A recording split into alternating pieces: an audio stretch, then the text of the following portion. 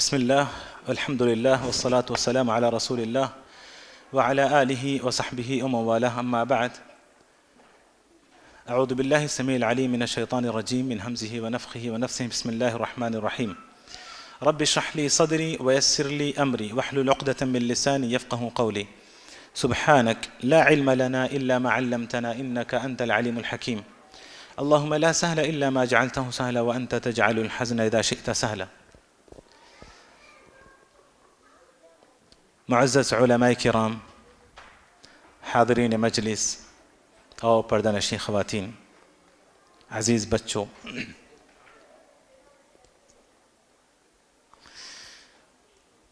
بے انتہا شکر و احسان ہے رب ذوالجلال کا کہ اس نے آج ہمیں یہ مبارک دن نصیب فرمایا کہ جس میں ہم ہندوستان سے یعنی اندرون اور بیرون ملک سے تشریف لائے معزز علماء کرام سے استفادے کی غرض سے یہاں پر تشریف لائے ہیں۔ میں بات آگے بڑھانے سے پہلے اسٹیج پر موجود معزز علماء کرام کا تہ دل سے استقبال کرتا ہوں۔ فیا اہلاً و سہلاً و مرحبا۔ دعا کرتا ہوں کہ اللہ رب العالمین آپ سب کی عمروں میں برکت عطا فرمائے اور آپ سب کو صحت عطا فرمائے اور تا دم حیات آپ سب سے دینی خدمات انجام لیتا رہے۔ معزز حاضرین، آپ سب کو پتہ ہے کہ آج کے اس پروگرام کا عنوان کیا ہے۔ عنوان تھا سعادت مند فیملی یا سعادت مند خاندان۔ کافی اہم عنوان، اللہ جزائے خیر دے جنہوں نے اس عنوان کو منتخب کیا ہے۔ دلی تمنا تھی کہ اردو جاننے والے فرد تک آج کا یہ پیغام پہنچ جائے، اور کوشش بھی کی گئی، اعلان بھی کیا گیا کہ تشریف لائیں، لیکن افراد وہ نہیں ہیں جو ہونا چاہیے تھا۔ پچھلے سال اسی طرح کا ایک پروگرام تھا۔ اس وقت میں نے جب اعلان کیا تھا تو میں نے سوچا تھا کہ افطار کا اگر نام لوں تو شاید بہت سارے لوگ آئیں گے، کیونکہ ماشاءاللہ سب روزے دار ہوتے ہیں۔ تو میں نے اعلان کی ہیڈنگ بنائی تھی کہ ہمارے ساتھ افطار کیجئے یا افطار ہمارے ساتھ کیجئے۔ اعلان دور دور تک گیا، ماشاءاللہ لوگ آئے، افطار کیا اور چلے گئے۔ تو بڑی حیرت ہوئی لوگوں سے جب میں نے پوچھا بھی کیا ہو گیا، اتنے سارے لوگ افطار میں تھے، غائب؟ کہا کہ آپ نے افطار کے لیے بلایا تھا، غائب ہو گئے۔ اس مرتبہ میں نے ویسا اعلان نہیں دیا تھا، لیکن کچھ احباب نے مشورہ دیا کہ آئندہ سے آپ لکھیں کہ افطار اور سحری ہمارے ساتھ کیجیے، پھر انشاءاللہ لوگ آپ کے ساتھ رکیں گے۔ بہرحال معزز حاضرین، آج کا یہ پروگرام عنوان ہے سعادت مند خاندان۔ ہم سب جانتے ہیں کہ دین اسلام ایک عالمگیر دین ہے۔ دین اسلام کائنات کے ہر پہلو پر گفتگو کرتا ہے۔ ہم تو آج یہاں پر بات کرنے جا رہے ہیں انسانی زندگی سے متعلق امر خاندان۔ ہر انسان کی زندگی کے ہر پہلو پر اسلام نے گفتگو کی ہے۔ ہم میں سے بعض یہ سمجھتے ہیں کہ دین اسلام صرف نماز اور روزے اور زکوٰۃ و حج کا نام ہے۔ نہیں، آج ہم معزز علماء کرام سے انشاءاللہ سنیں گے کہ دین اسلام نے فیملی، خاندان کو کیسے ہم سعادت مند بنا سکتے ہیں۔ آج انشاءاللہ ہم معزز علماء کرام سے سماعت فرمائیں گے۔ یقیناً یہ عنوان ایک وقت طلب عنوان ہے۔ اس عنوان کے متعلق جو محاور تیار کیے گئے ہیں یا جو عناوین بنائے گئے ہیں، ہر عنوان یا آج جو سوالات ہم مشائخ سے کریں گے، ایک ایک سوال پر مجھے یقین ہے کہ مشائخ کرام گھنٹوں نہیں بلکہ مہینوں قسط وار اس پر تقریر کر سکتے ہیں۔ ایسے اہم عناوین ہیں، ایسے اہم موضوعات ہیں، ایسے اہم سوالات انشاءاللہ ہم مشائخ سے کریں گے، لیکن وقت ہمیں اس کی اجازت نہیں دیتا۔ مجھے پتا ہے کہ آپ کافی غصے میں ہیں کہ پھر جلدی بات شروع کرو، تو میں بھی جلدی ہی بات شروع کروں گا انشاءاللہ، لیکن اس بات کا اعلان کرتے ہوئے کہ انشاءاللہ ہمارے مشائخ، اللہ آپ سب کی حفاظت فرمائے، آج اس مختصر سے وقت میں اس عظیم عنوان پر جو گفتگو کریں گے وہ گویا سمندر کو کوزے میں بھرنے جیسی گفتگو ہوگی، کہ جیسے ہم نے مشائخ کو سنا ہے کہ آپ جس جامع انداز سے مشائخ گفتگو کرتے ہیں بڑے بڑے موضوعات پر، تو آج انشاءاللہ مشائخ وقت کی تنگی کی وجہ سے پوائنٹ ٹو پوائنٹ انشاءاللہ بات کریں گے، اور وقت کے اندر ہم انشاءاللہ اس موضوع کا احاطہ کرنے کی کوشش کریں گے انشاءاللہ۔ تو معزز حاضرین، عنوان ہے سعادت مند خاندان۔ انشاءاللہ مشائخ سے بھی سوالات ہوں گے، اور ہو سکتا ہے درمیان میں آپ سے بھی سوالات کیے جائیں گے، اور ہو سکتا ہے سوالات آپ کو بھی کرنے کا موقع دیا جائے گا۔ بس ہم وقت کو یعنی گھڑی کے کانٹوں پر ہم سب کی نظر ہوگی کہ وقت واقعی کافی تیزی سے گزر رہا ہے۔ تو آئیے ہم مشائخ کی طرف چلتے ہیں۔ میں نہیں چاہتا کہ مشائخ کا جو قیمتی وقت ہے وہ میری ان فضول سی باتوں میں ضائع ہو۔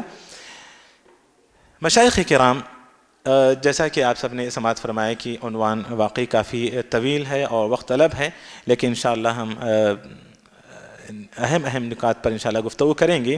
تو آئیے سب سے پہلے خیر الامور اوسطها، ویسے سارے مشائخ ہمارے ماشاءاللہ خیر ہی خیر ہیں، لیکن اب سوال ایک پیدا ہو سکتا ہے کہ میرے دائیں جانب فضیلت الشیخ خالد سیف اللہ رحمانی حفظہ اللہ ورعاہ تشریف فرما ہے، لیکن میں بات شروع کروں گا ہمارے درمیان میں تشریف فرما شیخ فضیلت الشیخ اصغر علی امام مہدی مدنی حفظہ اللہ سے۔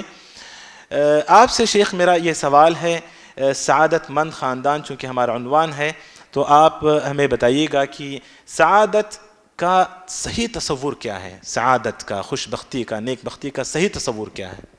الحمدللہ والصلاة والسلام علی رسول اللہ محمد بن عبداللہ خاتم الانبیاء وعلی آلہ الطیبین الطاہرین واصحابہ الغر المیامین ومن تبعہم باحسان الی یوم الدین وبعد۔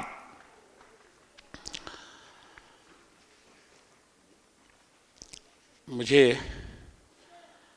اس ندوہ علمیہ دینیہ اصلاحیہ اور ایمانیہ میں ان معزز علماء کرام کے ساتھ اور بہت ہی محترم برادران اسلام کے ساتھ اور دینی اور ملی ماں اور بہنوں کے ساتھ شرکت کرتے ہوئے بیحد خوشی ہو رہی ہے۔ رمضان المبارک کے اس باسعادت مہینے میں جو حقیقت میں مومن کے لیے، انسانیت کے لیے اور سارے سنسار اور جہان کے لیے سعادت اور خوشبختی لاتی ہے، اور یہیں سے اپنی یہ بات شروع کرتے ہیں کہ سارے سنسار کی سعادت کی بات ہو یا کسی ملک اور معاشرے اور سوسائٹی کی سعادت کی بات ہو، اس کی سعادت کی بنیادیں فرد سے شروع ہوتی ہیں۔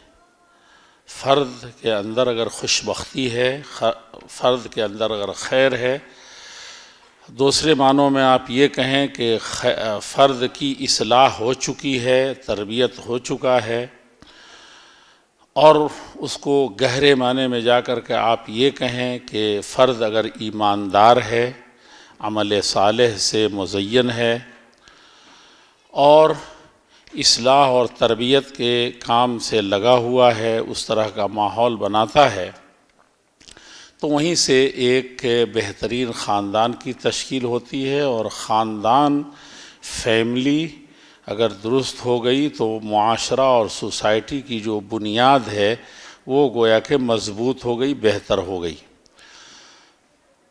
اسی کے ضمن میں نے گویا کہ یہ بات آپ سے بہت اچھی وضاحت سے کہہ دی کہ سعادت کا صحیح تصور یہی ہے کہ انسان یا شخص یا کوئی بھی سوسائٹی ایماندار ہو۔ ایمان اس کی پہلی بنیاد ہے، اور اسلام سعادت کا، خوش بختی کا، خوشگوار اور بہت ہی اطمینان بخش فیملی یا فرد کے ساتھ سعادت کا تصور کسی بھی طریقے سے نہیں ہو سکتا جہاں ایمان نہ ہو۔ ایمان یہ سب سے بنیادی چیز ہے، اور یہی پہلی اینٹ ہے انسان کے سعادت ہونے کے لیے، اور یہی آخری بھی ہے۔ یہ جب انسان کا درست ہو جاتا ہے، دوسرا مرحلہ آتا ہے عمل کا، عمل صالح کا۔ میں اس میں نہیں جانا چاہتا کہ ایمان کے لیے کیا شرائط ہیں، ایمان کیسی نیت سے ہوتا ہے، ایمان کی جو قسمیں ہیں اور ایمان کے جو اجزاء ہیں یا اس کی 70 سے زائد شاخیں ہیں، وہ سب اس کی بنیادیں ہیں۔ لیکن ایمان باللہ، اور جس کو ہم لوگ کہتے ہیں ایمان مجمل یا مفصل، وہ سب بنیادیں ہیں انسان کے سعید ہونے کے، انسان کے نیک بخت ہونے کے، اور جس سوسائٹی کا وہ حصہ بن رہا ہے یا جس فیملی اور خاندان کا حصہ بن رہا ہے، وہ اس کی سب سے بڑی بنیاد ہے۔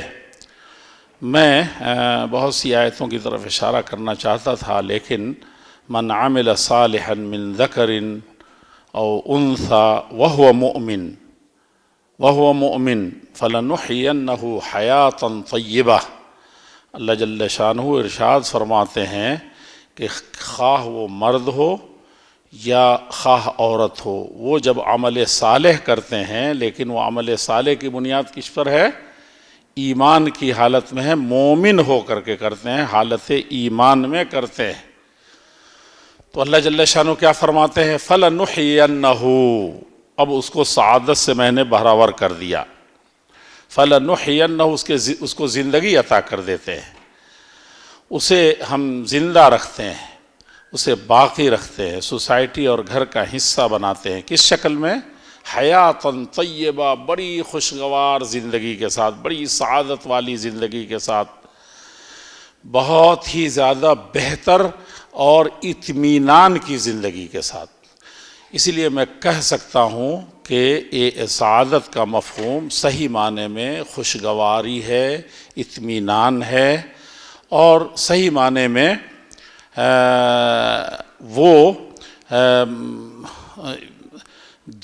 ظاہری اور باطنی، اندرونی اور ظاہری دونوں طور پر مکمل اطمینان ہو، مکمل سعادت اور خوش بختی ہو، تو ایسا ہوتا ہے۔ لیکن اس کا یہ مطلب نہیں ہے کہ سعادت ادھوری رہ جائے ظاہری طور پر اگر نہ ہو۔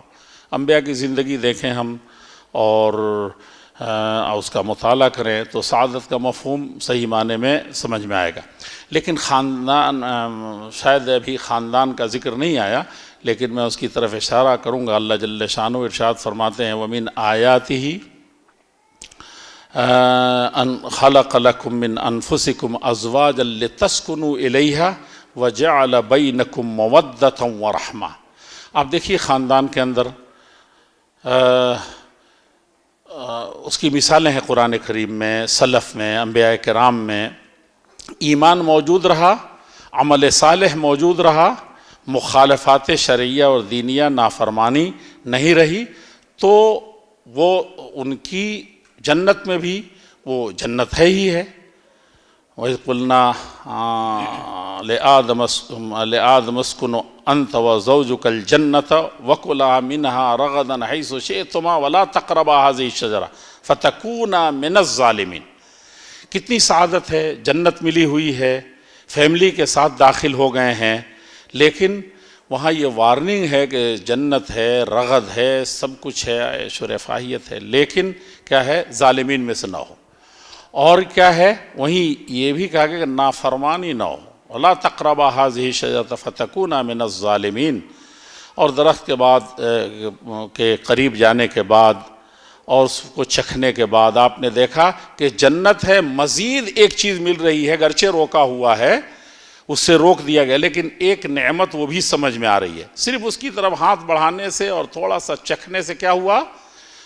بؤس میں، فقر میں، وَبَدَتْ لَهُمَا سَوْآتُهُمَا، یہاں تک کہ انسان ظاہری طور پر بھی ننگا ہو گیا، اور ایسی مصیبت، ایسا ظلم اپنے اوپر ڈھا لیا کہ پھر اس خاندان کو، اس اسرے کو کبھی بھی سعادت مند نہیں کہا جا سکتا۔ حالانکہ جنت میں پہنچ چکا ہے، ساری نعمتوں کا ابو البشر نہیں، ابو الانبیاء ہے، سب کچھ ہے۔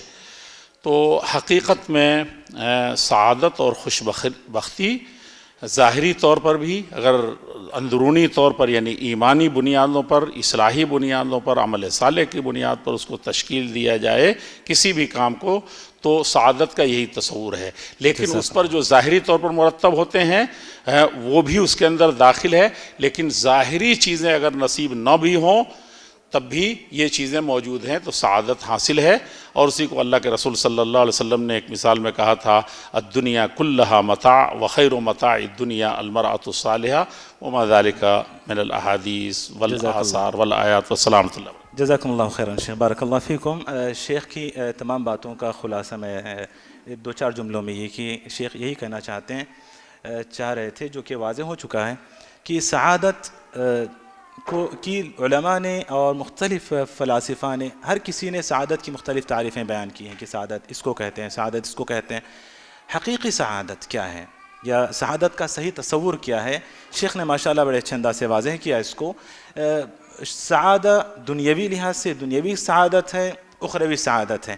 سعادت زبان پر بہت ہی ہلکا سا لفظ ہے، بولنے میں بہت ہی ہلکا، لیکن ہر انسان اس کو چاہتا ہے.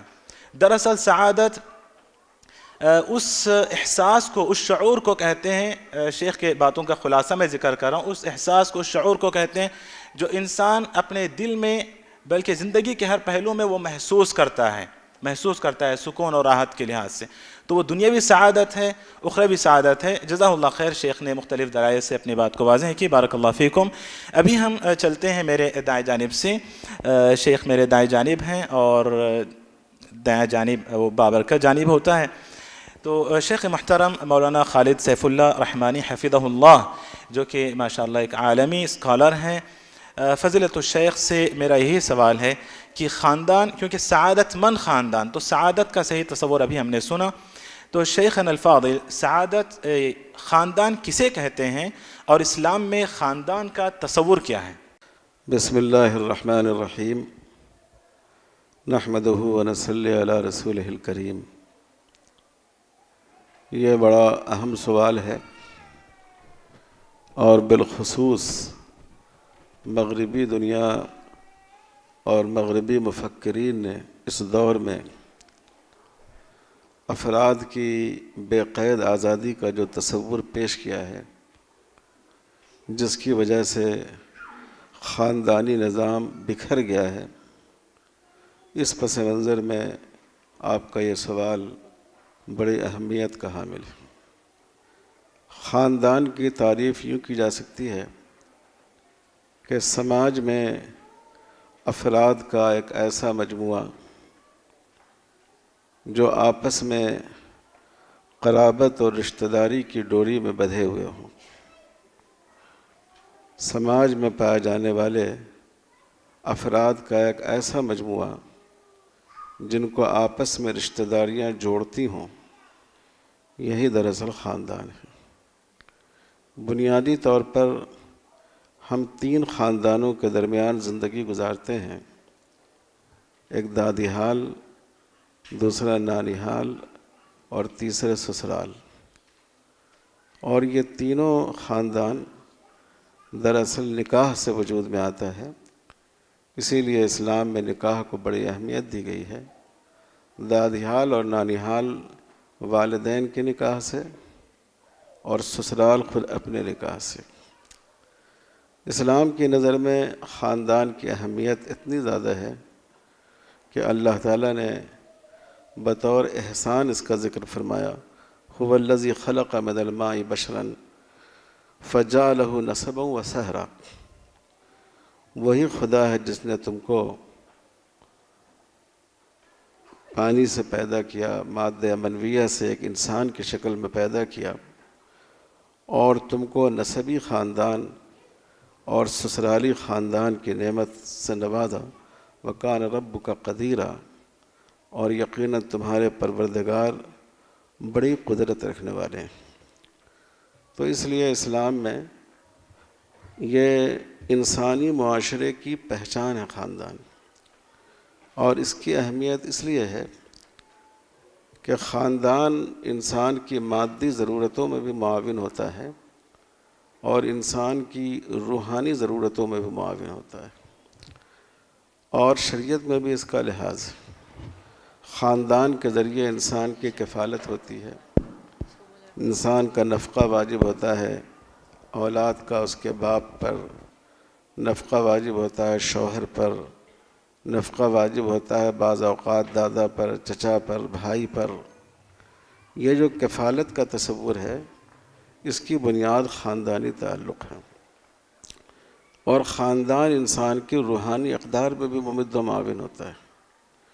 جب خاندانی نظام مضبوط ہوتا ہے تو ایک آدمی کی پورا خاندان نگرانی کرتا ہے۔ بعض دفعہ آدمی کسی گناہ کی طرف جانا چاہتا ہے لیکن اپنے خاندان کی نسبت اور شرم و حیا یہ اس کے لیے اس میں مانع بنتی ہے، رکاوٹ بنتی ہے، اور وہ اپنے آپ کو اس سے بچا لیتا ہے۔ خود قرآن مجید میں آپ دیکھیں سیدنا حضرت یوسف علیہ السلام کو جب عزیز مصر کی بیوی نے گناہ کی طرف دعوت دی تو قرآن مجید نے کہا کہ حضرت یوسف علیہ السلام نے اپنے بڑھتے ہوئے قدم تھام لیے۔ کس طرح؟ رعا برہان رب ہی، انہوں نے اپنے رب کی برہان کو دیکھ لیا۔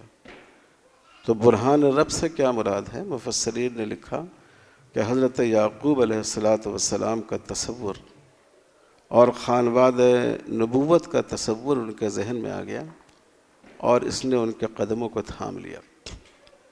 تو خاندان کا جہاں مادی فائدہ ہوتا ہے کہ خاندان کے ذریعے انسان کی کفالت ہوتی ہے، خاندان کے ذریعے انسان کی حفاظت ہوتی ہے۔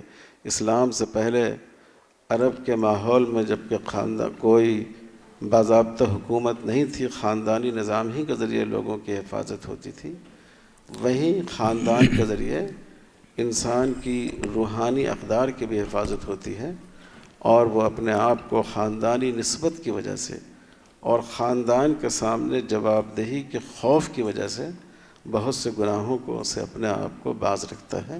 اور مغرب میں جو اس وقت برہنگی اور بد اخلاقی اپنی انتہا کو پہنچ گئی وہ اسی لیے کہ وہاں خاندان بکھر چکا ہے۔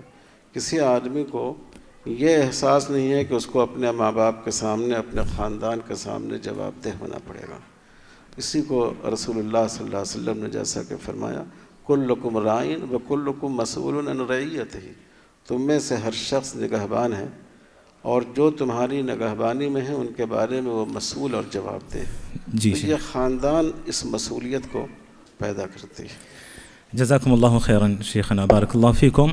تو معزز حاضرین، خاندان کسے کہتے ہیں اور اسلام میں خاندان کا تصور کیا ہے، یہ آپ نے سماعت فرمایا شیخ سے جواب۔ ابھی ہم شیخ فضیلت الشیخ مولانا محمد عبد الحفیظ عمری حفظہ اللہ کی طرف چلتے ہیں، اور شیخ سے درخواست کروں گا میں کہ اسلام میں خاندان کی کیا اہمیت ہے، اس پر آپ روشنی ڈالیے گا۔ الحمدللہ رب العالمین والصلاة والسلام علی رسولہ الامین وعلی آلہ وصحبہ اجمعین۔ محترم علماء کرام، معزز حضرات اور قابل احترام خواتین، رمضان مبارک کی ایمانی ساعتوں میں ہم اپنے خاندانوں کی فکر میں یہاں جمع ہوئے ہیں۔ میں اللہ تبارک تعالیٰ سے دعا کرتا ہوں کہ جس مقصد سے ہم یہاں جمع ہوئے ہیں اللہ تبارک تعالیٰ ہمیں اس مقصد تک پہنچا دے، آمین۔ اور جن خطرات سے آج ہمارے خاندان گزر رہے ہیں ان خطرات سے ہمیں محفوظ کر دے، اور ہمیں خاندان کے جو صحیح فوائد ہیں وہ ہمیں حاصل ہو جائیں، آمین۔ محترم بھائیوں، جو سوال ہے وہ ہے کہ خاندان کی اہمیت کیا ہے۔ خاندان فرد اور معاشرے کے درمیان میں ہے۔ افراد سے خاندان جنم لیتا ہے اور خاندانوں سے معاشرہ وجود میں آتا ہے۔ لہٰذا خاندان اگر درست ہوگا تو فرد کی تربیت صحیح طور پر ہوگی اور معاشرہ بھی صحیح طور پر کام کرے گا اور صحیح سمت میں گامزن رہے گا۔ خاندان سے انسان کو رشتے کی پہچان ہوتی اور قربت کا احساس ہوتا ہے، تجربے اور مشاہدے کی بات ہے کہ آدمی اپنے کسی رشتہ دار کو تکلیف اور مصیبت میں دیکھ کر اپنے دل میں جو تکلیف اور درد محسوس کرتا ہے، دوسروں کے لیے اس کے دل میں وہ احساس نہیں ہوتا، اور رشتہ جتنا قریبی ہوتا ہے تکلیف کا احساس بھی اتنا ہی قوی اور مدد کرنے کا جذبہ بھی اتنا ہی شدید ہوتا ہے۔ لہٰذا اللہ تبارک و تعالیٰ نے لوگوں کو رشتوں کے سلسلوں میں جمع کر کے گویا انہیں ایک آہنی زنجیر میں جمع کر دیا ہے، جس کے بدولت وہ ایک دوسرے کے ساتھ ہمدردی کرتے، ایک دوسرے کے کام آتے، مدد کرتے، دیکھ بھال کرتے، صلہ رحمی کا مظاہرہ کرتے، اور اسی کی بدولت کفالت، ولایت، وراثت جیسی عظیم فوائد حاصل ہوتے ہیں۔ سورۃ النساء میں اللہ تبارک و تعالیٰ نے فرمایا آباؤکم و ابناؤکم لا تدرون ایہم اقرب لکم نفعا، تمہارے باپ ہوں یا تمہارے بیٹے، تم نہیں جانتے کہ نفع پہنچانے میں تمہارے سب سے زیادہ قریب کون ہو سکتے ہیں۔ اسلام میں خاندان کی جو اہمیت ہے اس کا اندازہ ہم چند باتوں سے لگا سکتے ہیں۔ ان میں سب سے پہلی بات تو یہ ہے کہ اللہ تبارک و تعالیٰ نے انسان کی تخلیق کو اور اس کے نتیجے میں جو رشتے جنم لیتے ہیں ان کو اپنی قدرت کا عظیم مظہر قرار دیا ہے۔ سورۃ الفرقان میں اللہ تبارک و تعالیٰ نے فرمایا وَهُوَ الَّذِي خَلَقَ مِنَ الْمَاءِ بَشَرًا فَجَعَلَهُ نَسَبًا وَصِهْرًا وَكَانَ رَبُّكَ قَدِيرًا، اللہ ہی نے پانی سے انسان کو پیدا کیا اور اسے نسب والا اور سسرالی رشتے والا کر دیا، تمہارا رب بڑا قادر ہے۔ لہٰذا ان چیزوں کو اپنی قدرت کا مظہر قرار دینا یہ اس بات کی دلیل ہے کہ اللہ تعالیٰ کے پاس ان کی بہت اہمیت ہے۔ اور دوسری بات یہ کہ اللہ تبارک و تعالیٰ نے خاندان کو ایک نعمت قرار دیتے ہوئے اس کی قدردانی کرنے اور اس کی شکر گزاری کرنے کی تاکید کی ہے۔ سورۃ النحل میں اللہ تبارک و تعالیٰ نے فرمایا وَاللَّهُ جَعَلَ لَكُم مِّنْ أَنفُسِكُمْ أَزْوَاجًا وَجَعَلَ لَكُم مِّنْ أَزْوَاجِكُم بَنِينَ وَحَفَدَةً وَرَزَقَكُم مِّنَ الطَّيِّبَاتِ أَفَبِالْبَاطِلِ يُؤْمِنُونَ وَبِنِعْمَةِ اللَّهِ هُمْ يَكْفُرُونَ، اللہ ہی نے تمہارے لیے تم ہی میں سے، تمہارے نفسوں ہی سے تمہاری بیویاں بنائی، اور تمہاری بیویوں سے تمہارے لیے لڑکے اور پوتے عطا کیے، اور کھانے کے لیے تمہیں اچھی اچھی پاکیزہ چیزیں عطا کیں، پھر کیا تم باطل پر ایمان لاتے ہو اور میری نعمتوں کے ساتھ کفر کرتے ہو؟ شیخ عبد الرحمن السعدی رحمہ اللہ اس آیت کی تفسیر میں فرماتے ہیں کہ اس آیت کریمہ میں اللہ تبارک و تعالیٰ اپنے بندوں پر اپنے اس عظیم احسان کا ذکر فرما رہا ہے کہ اس نے انسانوں کے لیے ان کی بیویاں بنائیں تاکہ وہ سکون حاصل کریں، اور ان بیویوں سے انہیں اولاد عطا کی تاکہ ان کی آنکھیں ٹھنڈی ہوں، وہ ان کی خدمت کریں، دیکھ بھال کریں، اور ان سے انہیں مختلف فوائد حاصل ہو سکیں۔ انہیں کھانے پینے کی مختلف چیزیں اور بہت سے مادی فوائد اللہ تعالیٰ نے عطا کیے جن کو انسان شمار کرنا چاہے تو شمار نہیں کر سکتا۔ اور تیسری بات یہ کہ اللہ تبارک و تعالیٰ نے قرآن کریم میں یہ بات واضح فرمائی کہ انبیاء علیہ الصلوۃ والسلام جو انسانوں کے لیے نمونے کی حیثیت رکھتے ہیں، اسوہ ہیں، وہ خاندانی زندگی گزارتے تھے۔ سورۃ الرعد میں اللہ تبارک و تعالیٰ نے فرمایا وَلَقَدْ أَرْسَلْنَا رُسُلًا مِّن قَبْلِكَ وَجَعَلْنَا لَهُمْ أَزْوَاجًا وَذُرِّيَّةً، ہم نے آج سے پہلے بہت سے رسول بھیجے اور انہیں بیوی بچوں والا بنایا۔ لہٰذا اس بات کی ترغیب دی گئی کہ انسان خاندانی زندگی گزارے۔ اور چوتھی بات یہ ہے کہ قرآن مجید میں اور حدیث میں خاندان کے بارے میں تفصیلی ہدایات دی گئی ہیں۔ قرآن مجید کی ایک طویل سورت کا نام ایک معزز خاندان کے نام پر رکھا گیا ہے، سورہ آل عمران، اور قرآن کی بعض سورتوں کے نام ایسے ہیں جو عائلی مسائل کی طرف اشارہ کرتے ہیں، جیسے سورۃ النساء، سورہ طلاق۔ اس کے علاوہ احادیث میں اور فقہ میں نکاح، طلاق، حقوق اور خاندانی مسائل کے بارے میں مختلف ابواب قائم کیے گئے ہیں۔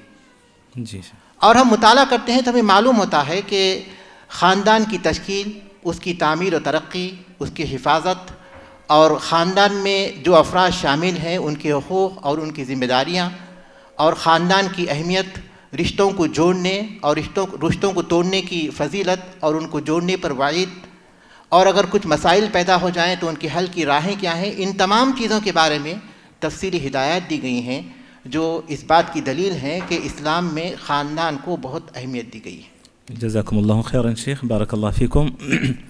معزز حاضرین، ابھی آپ نے تینوں مشائخ سے تینوں سوالات کے جوابات سماعت فرمائے کہ سب سے پہلا سوال یہی تھا ہمارا کہ سعادت کا صحیح تصور کیا ہے، تو شیخ محترم فضیلت الشیخ مولانا اصغر علی امام مہدی حفظہ اللہ نے جواب دیا تھا کہ وَلَسْتُ أَرَى السَّعَادَةَ جَمْعَ مَالٍ وَلَسْتُ أَرَى السَّعَادَةَ جَمْعَ مَالٍ فَإِنَّ التَّقِيَّ هُوَ السَّعِيدُ، کہ لوگ آج سعادت کا تصور پتہ نہیں کیا کیا ہے لوگوں کے پاس کہ مال جمع کرو، دنیا بناؤ تو یہی خوش نصیبی ہے۔ شیخ نے بتایا کہ نہیں، اصل سعادت تو ایمان سے ہے، اور اس کے کچھ اور تفصیلات آپ نے سماعت فرمائی۔ پھر فضیلت الشیخ خالد سیف اللہ رحمانی حفظہ اللہ سے آپ نے یہ خاندان کسے کہتے ہیں اور اسلام میں خاندان کا تصور کیا ہے سماعت فرمایا، اور ابھی فضیلت الشیخ محمد عبدالحفیظ عمری حفظہ اللہ سے اسلام میں خاندان کی اہمیت یہ آپ نے سماعت فرمائی۔ مجھے یقین ہے کہ ابھی اندازہ ہو گیا ہوگا آپ کو، بلکہ یہ یقین مجھ سے زیادہ آپ کو بھی ہو گیا ہوگا کہ دین اسلام ہی ایسا دین ہے جو در حقیقت اس طرح کے مسائل پر گفتگو کرتا ہے، جس کے پاس خاندانی نظام ہے، ہر چیز کا نظام ہے، ویسے خاندان کا بھی ایک نظام ہے جو دنیا کا کوئی دھرم یا کوئی مذہب شاید اس ٹاپک پر بات نہیں کرتا، یا پھر جو نظام، جو اصول، جو قوانین اس میں ہیں وہ کسی اور دین میں نہیں ہیں۔ یہی وجہ ہے کہ آپ نے فضیلت الشیخ سے سماعت فرمایا تھا کہ دنیا کے جتنے مذاہب کے دیگر مذاہب کے لوگ ہیں ان کے خاندان تباہ و تاراج ہیں، درہم برہم ہیں، صرف اسلامی خاندان ہی ہیں جن میں ایک نظام پایا جاتا ہے۔ تو آئیے کہ اس قرآن و حدیث کی روشنی میں ایک سعادت مند خاندان کے کیا اوصاف ہونے چاہیے، یہ ہم فضیلت الشیخ اصغر علی امام مہدی حفظہ اللہ سے دوبارہ یہ سوال کرتے ہیں کہ قرآن و حدیث کی روشنی میں ایک سعادت مند خاندان کے کیا اوصاف ہونے چاہیے شیخ؟ خاندان اور اس کی اہمیت اور اس کا صحیح تصور آپ کے ذہن و دماغ میں جاگزی ہو چکا ہے، اب اس کی بنیادیں بھی فراہم ہو گئی ہیں۔ اس کے خاندان جیسا کہ آپ نے سنا، میاں بیوی، بچے، اور اس کے وسیع مفہوم کی شکل میں دیگر رشتہ داریاں اور برادریاں بھی آتی ہیں۔ ان سب سے متعلق آپ من جملہ غور کریں کہ اس کے اوصاف کیا ہونے چاہیے، تو سب سے بڑی اور بنیادی بات جو پہلے کہی گئی ہے کہ اس کے اندر بنیادی طور پر سب سے اہم ترین چیز ایمان کا مسئلہ ہے کہ ایمان اس کے اندر پورے طور پر اوصاف میں سب سے زیادہ جاگزی ہو، اور عمل صالح کا دور دورہ ہو اس خاندان میں، اور اس کے ساتھ ہی خاندان کی بنیادیں صحیح طور پر اسی وقت استوار ہوتی ہیں اللہ کا خوف کے ساتھ، اللہ کی محبت کے ساتھ، اور خاندان کی اہمیت اور ضرورت کو جاننے کے ساتھ کہ وہ خاندان اللہ جل شانہ سے پورے طور پر جواب دہی کا، مسئولیت کا اللہ تعالیٰ کے سامنے احساس رکھتا ہو، ایمان رکھتا ہو، اور انہی بنیادوں پر خاندان کے ساتھ اس کا ربط و تعلق۔ ہم نے ابھی بات آئی کہ اسلام نے سب سے زیادہ، یا اسلام ہی ایک ہے جو خاندان کو سعادت بنتا ہے، لیکن میں مثال دوں کہ غیر مسلموں کے اندر ہندوستان میں صرف ایک وصف بہت سے خاندانوں میں پایا جاتا ہے، احترام کا۔ بڑے چھوٹے بڑوں کا احترام کرتے ہیں اور بڑے چھوٹوں پر شفقت کرتے ہیں۔ برہمنوں کے ہاں 50 خاندانوں کے اندر مشاہدہ ہے کہ صرف یہ وصف انہوں نے برقرار رکھا ہے تو اتنے مضبوط بنیادوں پر ہیں کہ بہت سے بہترین خاندانوں سے، مسلم خاندانوں سے زیادہ نفرت سے، بغاوت سے، خاندانی ریت و رواج جو اسلام بھی جس کا منکر نہیں ہے، جو مشرکین کے ہاں تھا اسلام نے اس کو برقرار رکھا تھا، اس کی بنیاد پر بہت دنیاوی اعتبار سے میں کہتا ہوں باسعادت خاندان کہا جاتا ہے۔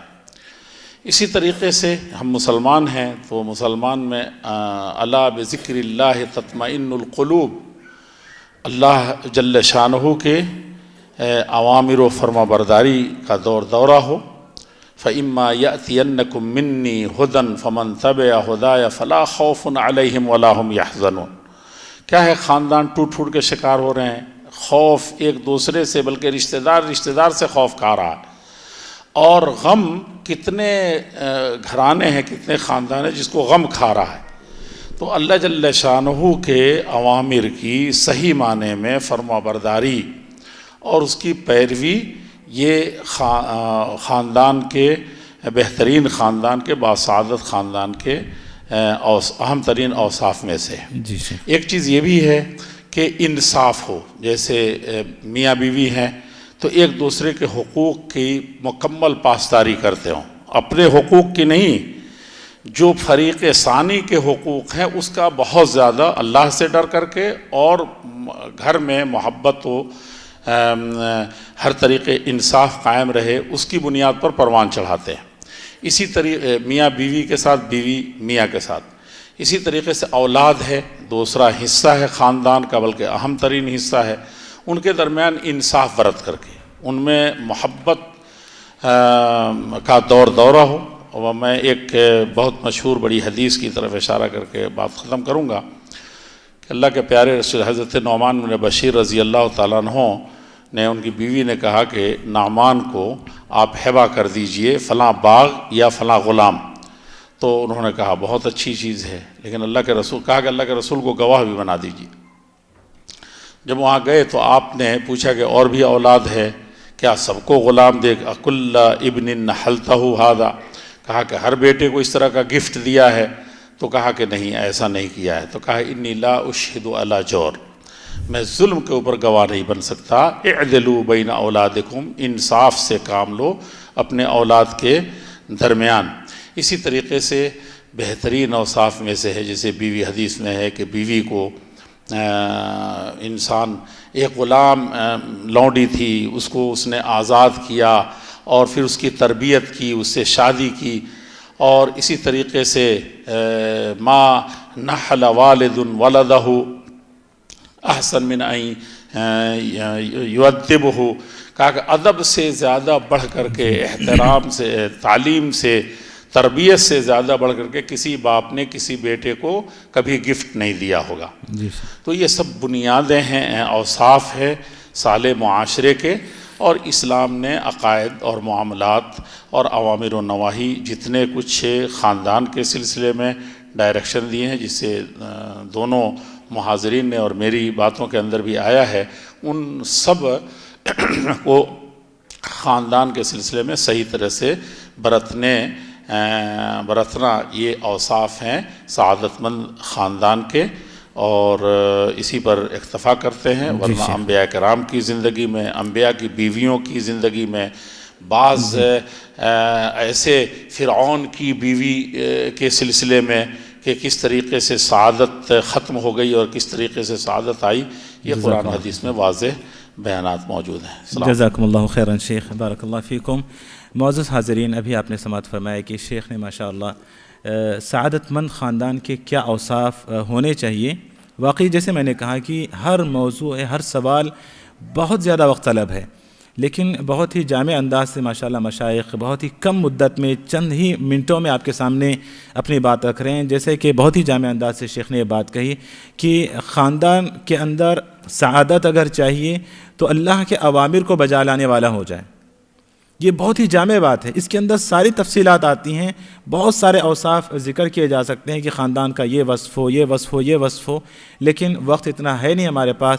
اسی کو میں نے شاعر کی زبان میں کہا تھا کہ وَلَسْتُ أَرَى السَّعَادَةَ جَمْعَ مَالٍ وَلَكِنَّ التَّقِيَّ هُوَ السَّعِيدُ. تو یہی ایمان یہ سب سے بڑا وصف ہے، اور اسی کے تحت ساری چیزیں آ جاتی ہیں. انشاءاللہ مزید سوالات جب آپ کے سامنے آئیں گے تو اور بات واضح ہو جائے گی. ایک اور سوال ہم مشائخ سے کر لیتے ہیں، دو شیخین ہمارے پاس ہیں، پھر انشاءاللہ میں آپ کی طرف آتا ہوں.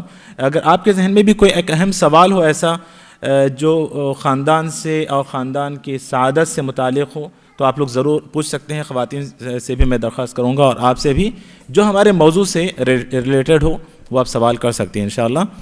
تو آئیے ہم فضیلت الشیخ خالد سیف اللہ رحمانی حفظہ اللہ کی طرف چلتے ہیں، اور آپ سے بہت ہی اہم سوال ہم پوچھنا چاہتے ہیں، کیونکہ شیخ جیسا کہ آپ جانتے ہیں کہ فقہ اکیڈمی کے ماشاءاللہ آپ صدر ہیں، اور پھر مسلم پرسنل لا بورڈ کے آپ جنرل سیکریٹری ہیں، اور پھر رابطہ عالم اسلامی کے ماشاءاللہ آپ ممبر ہیں. تو شیخ حالت حاضرہ سے بہت گہرا شیخ کا تعلق ہے، اللہ آپ کی عمر دراز فرمائے. تو معزز حاضرین، آج خاندان کے تباہ ہونے کے جو اسباب ہیں اس میں ایک بہت بڑا سبب یا بہت بڑی وجہ وہ آج کے جدید وسائل ہیں، یہ جو ہم سوشل نیٹ ورک کا استعمال ہے. تو آئیے ہم شیخ سے سوال کرتے ہیں کہ انٹرنیٹ اور ٹی وی کے خطرات کے پس منظر میں ہم خاندان کی تربیت کیسے کر سکیں، کیونکہ کوئی گھر ٹی وی سے اور انٹرنیٹ سے خالی نہیں ہے. تو ان حالات، ان سب چیزوں کے ساتھ یا ان کو ہٹا کر ہم کیسے آخر ان حالات کا مقابلہ ہم کیسے کریں؟ تو سوال ہی ہے شیخ سے کہ انٹرنیٹ اور ٹی وی کے خطرات کے پس منظر میں خاندان کی تربیت ہم شیخ کیسے کر سکتے ہیں؟ بسم اللہ الرحمن الرحیم. یہ بڑا اہم سوال اور اس دور کا سلگتا ہوا مسئلہ ہے. پہلی بات ہمیں یہ ذہن میں رکھنی چاہیے کہ تعلیم ایک شے ہے اور تربیت کسی قدر اس سے مختلف دوسری شے ہے. اسی لیے رسول اللہ صلی اللہ علیہ وسلم نے ایک موقع پر باپ کی ذمہ داری کی طرف اشارہ کرتے ہوئے فرمایا علمہا فاحسن تعلیمہا وَأَدَّبَهَا فَأَحْسَنَ تَعْدِيبَهَا. تو تعلیم معلومات کا مہیا کر دینا ہے، اور تربیت معلومات اور بالخصوص اخلاقی معلومات پر اپنے بچوں کو یا جن کی آپ تربیت کرنا چاہتے ہیں ان کو اس پر لانا، ان کی عملی زندگی کو اس کے سانچے میں ڈھالنا، یہ تربیت ہے اور یہ بڑا اہم عمل ہے. اور تربیت ہی کے ذریعے ہم ان خطرات سے اپنے بچوں کو بچا سکتے ہیں. اس میں دو باتیں قابل توجہ ہیں. ایک تو ہم جن کی تربیت کرتے ہوں ان کی نفسیات کا لحاظ اور ان کی عقلیات کا لحاظ. آج کا دور وہ دور باقی نہیں رہا کہ ماں باپ کوئی بات کہہ دیں اور بچے اس پر آمنا و صدقنا کہہ دیں. آج کے دور میں ہر نوجوان یہ چاہتا ہے کہ جو بات ہم سے کہی جا رہی ہے اس کو عقل کی ترازو میں تول کر ہمیں سمجھایا جائے. اور رسول اللہ صلی اللہ علیہ وسلم لوگوں کی نفسیات کے لحاظ سے اس طرح کی تربیت فرمایا کرتے تھے. آپ نے حدیث میں پڑھا ہوگا، ایک نوجوان حضور صلی اللہ علیہ وسلم کی خدمت میں آئے. انہوں نے کہا ہم شریعت کے تمام احکام پر عمل کرنے کو تیار ہیں لیکن میں زنا نہیں چھوڑ سکتا. سوچئے اگر آج ہم سے آپ سے کوئی نوجوان ایسی بات کہے تو ہم کتنا بپھر جائیں گے.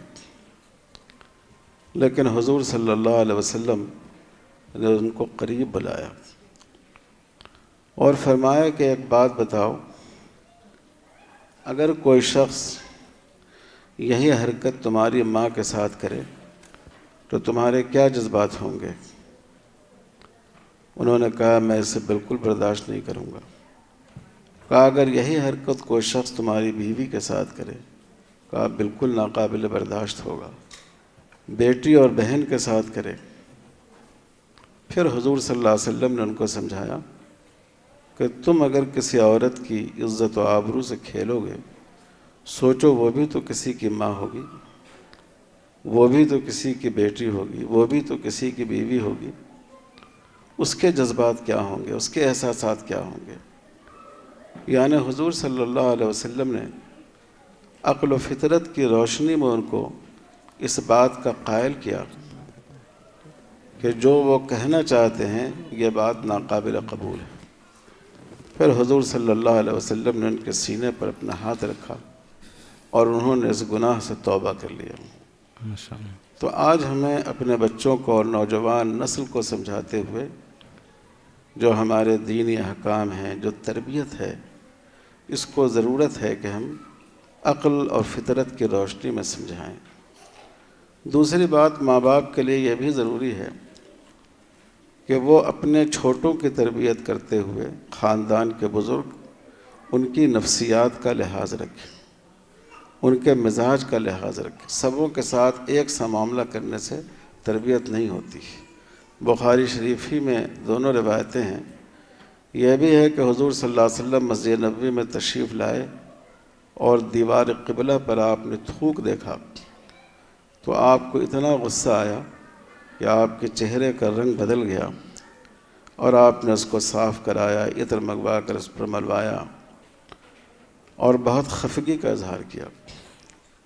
اور یہ بھی موجود ہے کہ آپ صلی اللہ علیہ وسلم تشریف فرما ہیں، ایک اعرابی، ایک دیہاتی آئے، آپ وہیں سامنے بیٹھ کر پیشاب کرنے لگے، صحابہ دوڑے تو آپ نے منع فرما دیا۔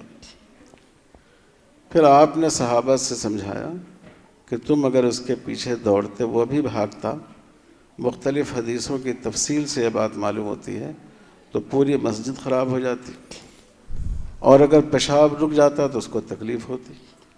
جی پھر ان صاحب کو بلا کر سمجھایا کہ دیکھو یہ اللہ کی عبادت کرنے کی جگہ ہے، اس کو گندگی سے آلودہ نہیں کیا کرتے۔ یعنی حضور نے جو صحابہ آپ کی تربیت اور صحبت میں رہتے تھے ان کا تھوک بھی آپ کو گوارا نہیں ہوا، لیکن جو لوگ آپ سے دور رہتے تھے انہوں نے پیشاب کر دیا اور آپ کے پیشانی پر شکر نہیں آئی۔ تو تربیت میں ہمارے ہاں نفسیات کا جو لحاظ نہیں کیا جاتا ہے اس سے تربیت نہیں ہو پاتی ہے۔ بس 1 منٹ میں ایک بات عرض کر کے ختم کروں گا کہ یہ جو ہومیوپیتھک علاج ہوتا ہے اس میں ایک تصور ہے علاج بالمثل کا۔ آج کے دور میں ہم انٹرنیٹ اور ٹی وی کو روک نہیں سکتے، لیکن یہ بھی ضرورت ہے کہ ہم اس کو اسلامیانے کی کوشش کریں۔ ہم خود ان ذرائع کو اخلاقی تربیت اور ذہنی و فکری تربیت کے لیے استعمال کریں، اور یہ سنت ہے جناب محمد رسول اللہ صلی اللہ علیہ وسلم کی۔ حضور صلی اللہ علیہ وسلم نبی بنائے گئے، آپ صفا کی پہاڑی پہ چڑھے، وہاں سے آپ نے کلمہ توحید کا اعلان فرمایا۔ کیوں آپ نے صفا کی پہاڑی کا انتخاب کیا؟ صفا کی پہاڑی اس زمانے میں تمام اہل مکہ تک اپنی بات پہنچانے کے لیے سب سے بڑا میڈیا تھا، سب سے بڑا ذریعہ ابلاغ تھا۔ کوئی اہم بات پہنچانی ہوتی تو صفا کی پہاڑی پر چڑھ کر لوگ کپڑے لہراتے اور سارے لوگ جمع ہو جاتے۔ تو جو ذریعہ ابلاغ اس وقت برائیوں کے لیے بھی استعمال ہوتا تھا، ضرورتوں کے لیے بھی استعمال ہوتا تھا، حضور صلی اللہ علیہ وسلم نے اسی ذریعہ ابلاغ کو دعوت حق کے لیے بھی استعمال فرمایا۔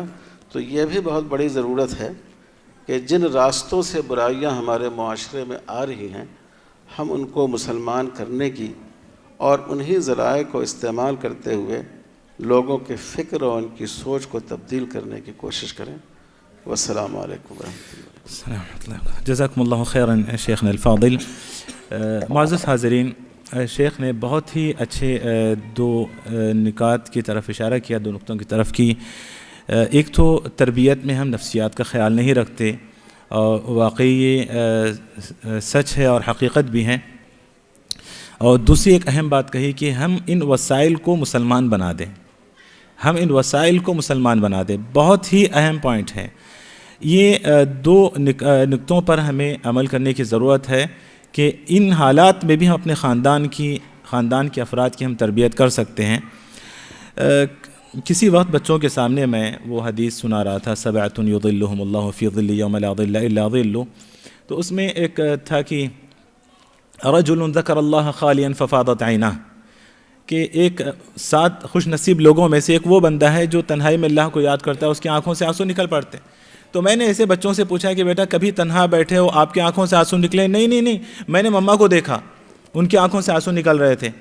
تو میں نے کہا اچھا وہ تنہا تھی؟ ہاں وہ تنہا تھی، وہ ساس اور بہو کا سیریل چل رہا تھا نا، مما بہت رو رہی تھی، تو میں نے دیکھا مما اکیلی بہت رو رہی تھی۔ تو آپ سوچ کر دیکھیں کہ کس طرح ہم ان وسائل کو استعمال کر رہے ہیں، جدید وسائل کو، ٹی وی اور انٹرنیٹ کو، کہ خواتین کا کام ہی یہی ہوتا ہے کہ جب وہ بچوں کو اسکول بھیج دیتی ہیں، شوہر کو جاب پہ بھیج دیتی ہیں، تو پھر وہ فرصت سے سیریل کے پیچھے پڑی رہتی ہیں، یا پھر بچے اسکول سے آتے ہیں تو انٹرنیٹ کے پیچھے پڑے رہتے ہیں۔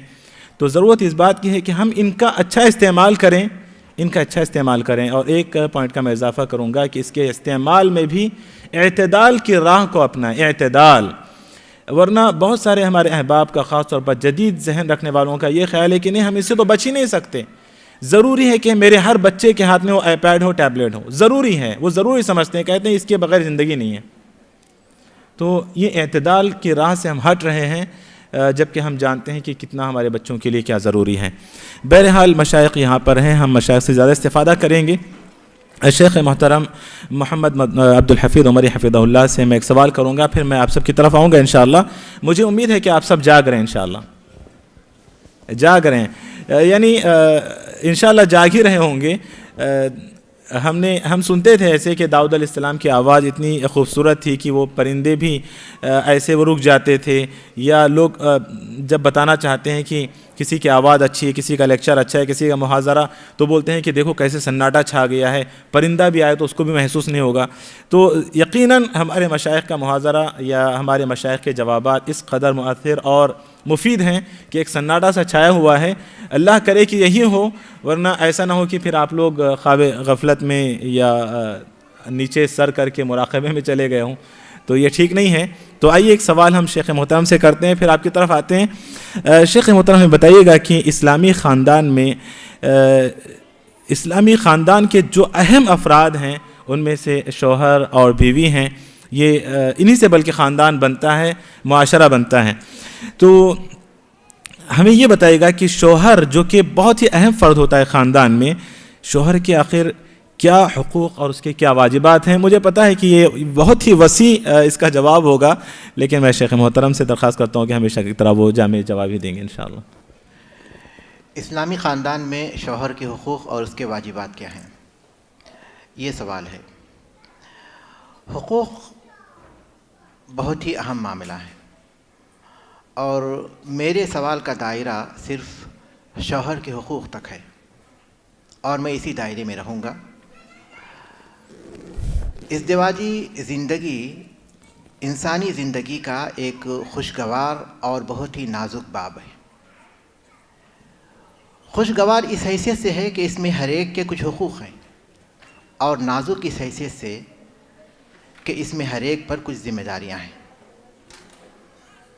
عام طور پر یوں ہوتا ہے کہ دونوں میں سے ہر ایک اپنے حقوق کو تو حاصل کرنا چاہتا ہے، لیکن اپنی ذمہ داریوں سے منہ موڑ لیتا ہے، جس کی وجہ سے مشکلات پیدا ہونا شروع ہوتے ہیں۔